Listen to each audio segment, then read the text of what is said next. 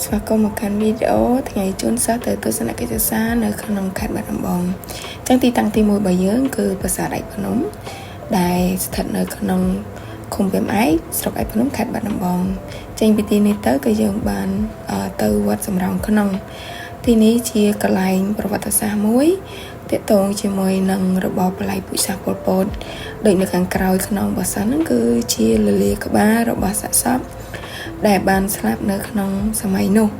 ដោយសារតែសរសើរនៅក្មេងពេកលោកអង្គគាត់អត់បានរៀបរាប់លម្អិតច្រើនទេគាត់គ្រាន់តែណែនាំខ្លះតែប៉ុណ្្នឹងឯងចេញពីនឹងទៅយើងបានទៅចូលមើលសម្រងសម្ដីរបស់សាក្សីដែលរួចផុតពីរបបបល្ល័ង្កពុជសាសន៍ដែរហើយបន្តមកទៀតយើងក៏បានបន្តដំណើរទៅកាន់អគារសួរចម្លើយនៅក្នុងសម័យនោះផងដែរហើយវត្ថុតាមផ្សេងគឺនៅមាននៅក្នុងនោះដដែលនៅរក្សាទុកដែរចេញពីវត្តសំរោងក្នុងក៏យើងបានបន្តចូលទៅទស្សនានៅសារមន្ទីរជាតិហើយនៅទីនោះបងប្រុសគាត់បានណែនាំក្មេងៗតាំងពីកន្លែងចាប់ផ្ដើមដំបូងរហូតដល់បញ្ចប់គាត់ណែនាំលម្អិតក្បោះក្បាយមែនតើប៉ុន្តែដោយសារតែក្មេងៗនៅក្មេងខ្ចីពេកចឹងទៅគាត់អត់បានកត់ត្រាអីទេគាត់គ្រាន់តែបានទៅស្ដាប់ដើម្បីស្គាល់មើលឃើញផ្ទាល់តែប៉ុណ្្នឹងឯងហើយយើងចំណាយពេលនៅក្នុងសារមន្ទីរជាតិហ្នឹងដូចជារៀងយូរដែរការទៅទស្សនានៅសារមន្ទីរជាតិហ្នឹងមិនមានបង់ប្រាក់ទេសម្រាប់ក្មេងៗ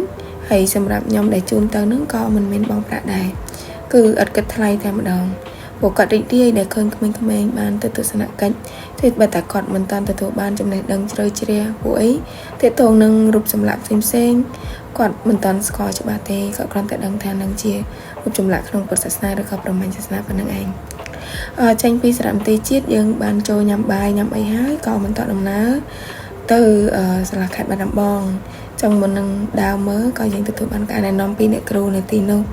ហាមប៉ះពាល់ហាមលើកលែងផ្ដេសផ្ដាស់អីចឹងទៅហើយក្មេងៗបានដើរមើលទាំងពីរជាន់ហ្នឹងទាំងជាន់ខាងក្រោមនិងជាន់ខាងលើរបស់ដែលតាំងលម្អនៅទីនោះ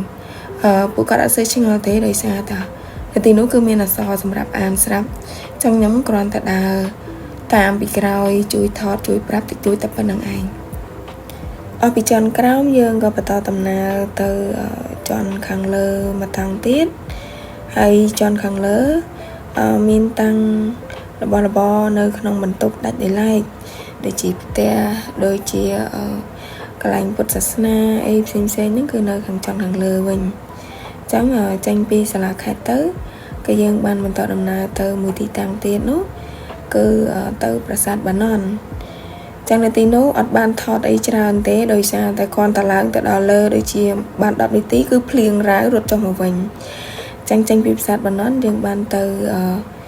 ឡើងភ្នំសំពៅមកតាំងទៀតដែលជាទឹកចុងក្រោយមានតែប៉ុណ្្នឹងឯង